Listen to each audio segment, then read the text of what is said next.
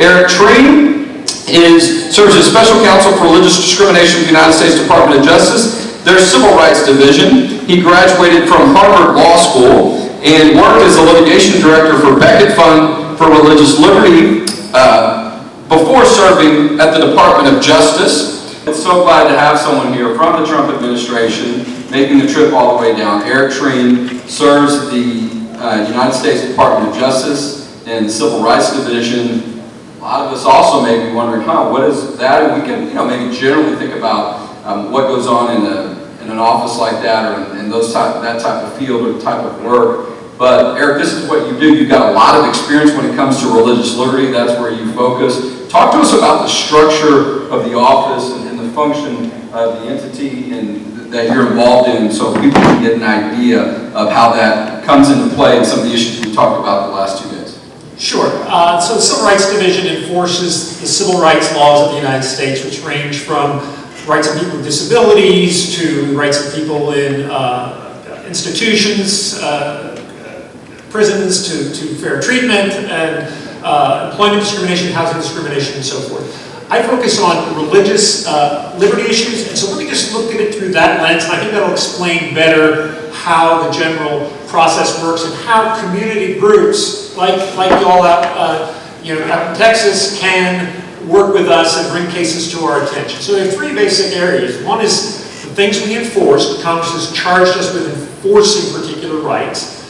The second is friend of the court briefs, where there may be some issue that we don't directly enforce, but which implicates constitutional rights, like Masterpiece Cake Shop, which I'll talk about in a minute.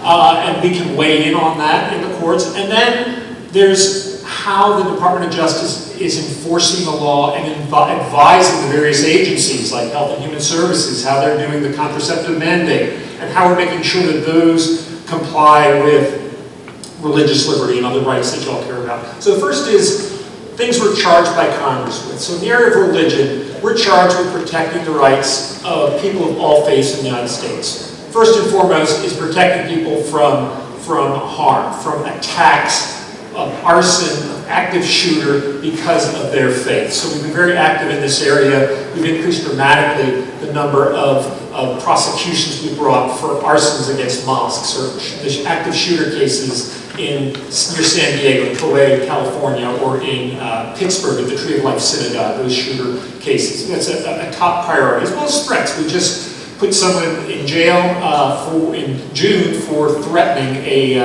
Catholic church in Oregon. So that's a priority. And also educating communities about how they can better protect their places of worship. So I encourage anyone here, if they're interested in an educational event, approach me afterwards, reach out to the FBI or the Community Relations Service at DOJ, Community Relations Service, and we will set up in various communities around the country, and we've done it, I haven't done it in Texas yet, but I did it in Sioux City, Iowa, Kansas, going to Alabama next month, to bring in folks from FBI, from Homeland Security, talking about what free resources there are out there to do audits of your building for security, to talk about policies and practices to protect your place of worship. Because unfortunately, that's a growing problem. It's something we didn't think about 20, 30 years ago, but we do now. And we can talk all we want about religious liberty, and it's critical. But if you're not free to gather as a community to worship without fear, to walk down the street without fear of attack, our other liberties mean precious little. So we enforce those criminal laws. We also enforce laws that Congress passed in 2000, the Religious Land Use and Institutionalized Persons Act, or RLUIPA. A lot of my work has been in enforcing that law on behalf of diverse communities. We have a case on behalf of Orthodox Jews in New Jersey who were made to jump through hoops and then finally denied their right to build a synagogue. We've defended the rights of people to build churches, or people to locate small churches in strip malls, where if they were a yoga studio or a fraternal organization, they'd be allowed, but they're not allowed because they're a religious organization. We'll bring those. We have authority to bring those cases. We want to hear about them from you. We also enforce employment discrimination, including the requirement that employers accommodate religious liberty, housing discrimination, a whole range of areas. So that's one area. That's our enforcement area. Well, Eric, let's talk about some details on that too, because, you know, I remember I've heard this a few times, and it's sad that I even heard it once, but you'll hear government officials sometimes. I heard it with my own ears one time say in Texas, you know, there's just too many churches in this city. And you'll see them do that where they'll be involved in zoning issues, and they'll make it very difficult. But one case that was mentioned earlier today, and probably yesterday as well, is the Masterpiece Cake Shop case dealing with Jack Phillips. And talk to us about the involvement or role that the Department of Justice and defending religious liberty rights played in that case. Right, so that's the second area I was going to talk about, which is we have the right to weigh in federal court cases where there's an important constitutional principle or some other important issue of federal law that the Attorney General deems it important to weigh in on. And the Masterpiece Cake Shop case is a good example. That was a case of Jack Phillips was not allowed to follow his conscience. This was a man who would serve people who were gay. He just would not make a cake for a same-sex ceremony. And I think coming from the religious liberty tradition, I think I have an understanding of that, and I think other folks who are in this field have an understanding. If you know, I have friends of all faiths. I defend the rights of Hindus and Muslims, and I'm friends with people from these faith communities.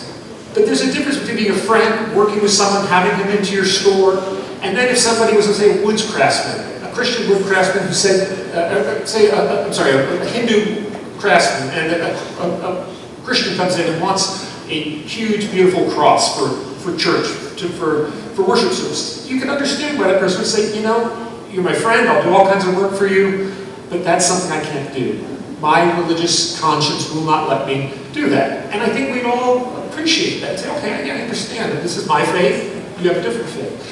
But when it comes to Jack Phillips, there's a different view. Jack Phillips had, served all people, but he just would not make a cake that would make him participate in a same-sex wedding ceremony. And there's a case that, so we filed a brief in that case. We were victorious in the Supreme Court. And draw it out for just a little bit, because I know you and I, and on this panel, we understand this. So there are two individuals, one versus the other, but then other individuals will file briefs to get the court's attention, all right? So is there an amicus brief filed by the Department of Justice? Exactly. Which is Latin for a friend of the court brief, someone who comes in maybe from a different perspective. They're not A versus B in the case, but, if the Department of Justice files a brief at the U.S. Supreme Court, the judge is particularly someone who, did you clerk on the U.S. Supreme Court? The Court of Appeals. They get the attention of former clerks or people that have gone to Harvard Law that understand these high-level issues. And the United States gets to argue in court. So you'll see in a Supreme Court case, the United States is amicus, and so there'll be three people up there, the petitioner, the respondent, and then the United States. But we also do this in the lower courts, like the Court of Appeals. There's a case we talked to on the phone, the Blink case, the Business Leaders in Christ case out of Iowa, strikingly similar to the Jack Phillips case. This is a case we filed last December, and then we won earlier this spring. It was a student group, like any university, lots of student groups. This was at the business school. It was a Christian group.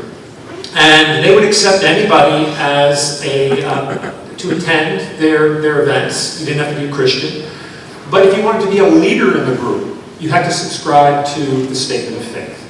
And that included a belief in abstinence except in marriage, as a covenant between a man and a woman. And the school said, that violates our rule against sexual orientation discrimination. But they said, but we will allow anybody, regardless of sexual orientation, even to be a leader. If you come in and say you have same-sex attraction, but you subscribe to our Christian view of the Trinity and all these other areas, you're welcome to be a leader, regardless of what your orientation may be, if you subscribe to these beliefs. And they said, no, that is in effect discriminating against LGBT persons. So we filed a brief saying, no, this is a core notion of your right of expressive association. Who you are as a group is defined by who will be teaching to the group, who will be the leaders speaking out for the group. And I think, again, we can appreciate this if you are a Christian group and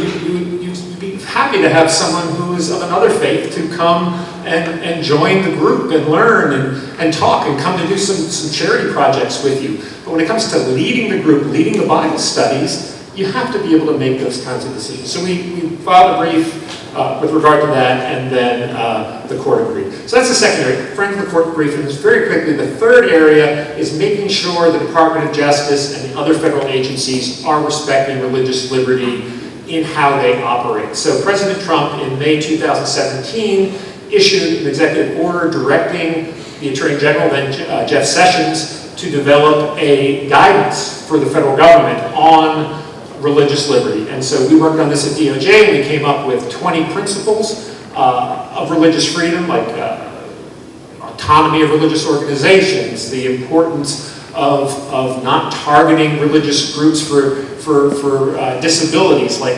excluding religious schools from school choice programs, and we filed a few briefs on that. So the Attorney General laid out these principles, and then he created a task force that ensures that this is implemented. I serve on that task force, and one of the things we do is make sure we are getting out the message to the agencies and the U.S. Attorney's offices to bring to our attention any areas where there are conflicts. Like earlier today, you're talking about the contraceptive mandate case. Well, if someone were to propose that today, it would very quickly be analyzed and would say, no, that violates people's religious freedom rights, and we can't have that as the policy of the United States. So it's a way to check on what we're doing as a government to make sure that we are protecting people's right to faith and freedom. Well, and speaking of, how that would go today, we know how that issue went before, and that's just something that reminds us, it reminds our voters when they go to the ballot box, whoever is in that Oval Office,